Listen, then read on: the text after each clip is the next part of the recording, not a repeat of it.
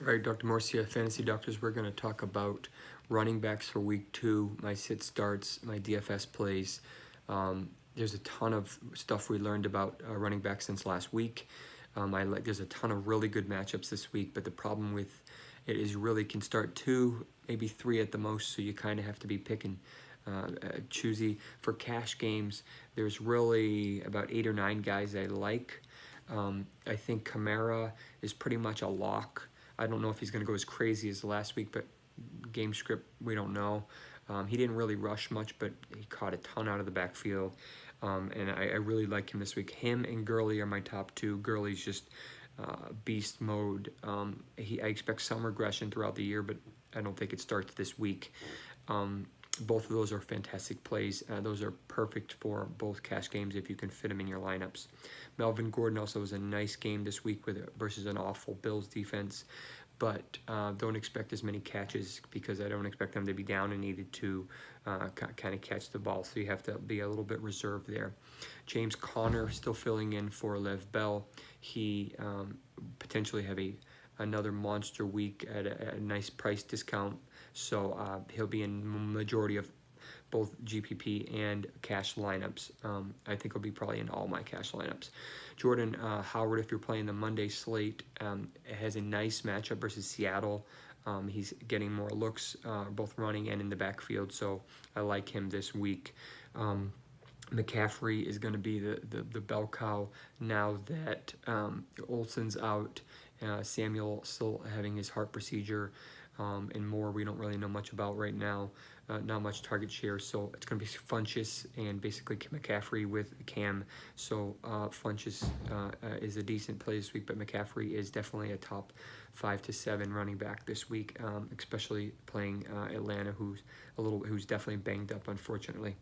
TJ Yeldon, I'm not as high on as I'd like to be, A, because his price is expensive, and B, I want nothing to do with Fournette this week. I don't think he plays at all. If he does, he's an injury risk waiting to happen, which is what I told you when I talked about him in the preseason.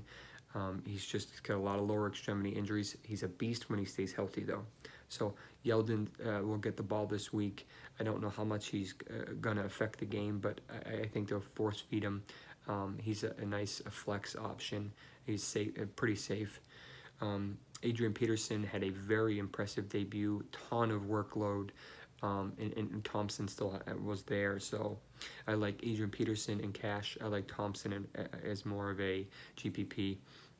Tevin Coleman is filling in for Devonta Freeman. He's done really well when he's the lone back. I think they'll be very helpful. And Dalvin Cook is my last cash guy. He played surprisingly well in his first game back from ACL. I think this is a great script for him, especially if Rodgers plays and does well. They'll have to get him involved. He got a lot of passes. Murray didn't get as much as I thought he would, so that he's another safe option for both cash and GPPs. As far as for GPPs alone, you got Zeke, who just didn't show up last week, and Cowboys looked awful. Saquon, kid's a beast, but I don't know if I can trust him yet. Kareem Hunt, he's just not getting the passes that we want, so he's still a GPP for me. Drake, kind of same thing. Gore's still there.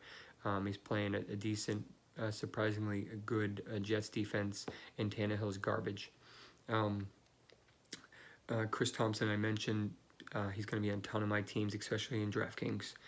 Bilal Powell, have him more in DraftKings and a league or two, because he's got a lot of upside.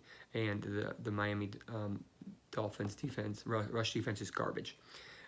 Dion Lewis, I'm going to try to avoid him, but they'll definitely be down, and he'll probably be checked down a lot. I want nothing to do with Murray this week. Sorry, not Murray, Henry. Phil Lindsay, I think, is a good play this week. Both him and Royce Freeman.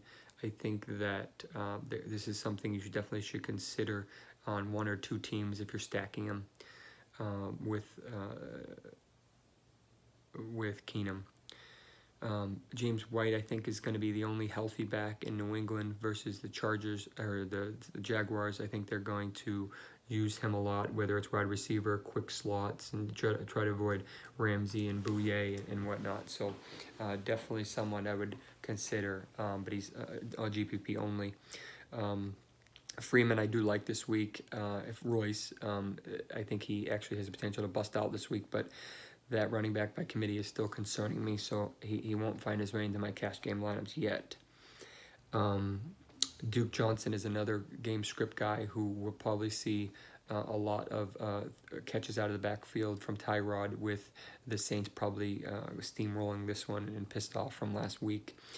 Breida is a better play on DraftKings, but I don't know about this 50-50 split between him and Morris. So Morris is more of a FanDuel, Breida is more of a DraftKings because of the receptions, but I'm not really going to play much besides a stack or two. Barber, kind of a cheap RB1 for 4K or a running back one on his team. I probably won't really have any exposure to him, maybe one. Hines, he's going to be the passing back, presumably based on last week, but I don't really know much about how it's going to work with Max, so maybe on a stack with Smith or something like that as a comeback. And then Jalen Richard, I expect the Oakland Raiders to be rocked again. I think Richard will find himself in, and he'll get a lot like 50%-ish target share like he did last week, so a decent play. So that's what I have for running backs for week 2. Sit, start. Feel free to leave me your comments, send me a message or question or whatnot at Dr. Jesse Morse on Twitter. You can check out my website, www.drjessemorse.com. Check out the Fantasy Doctors for a ton of injuries and our Fantasy Dose analytics and some other cool stuff. So that's what I got for you. And start watching the next one, which will be wide receivers.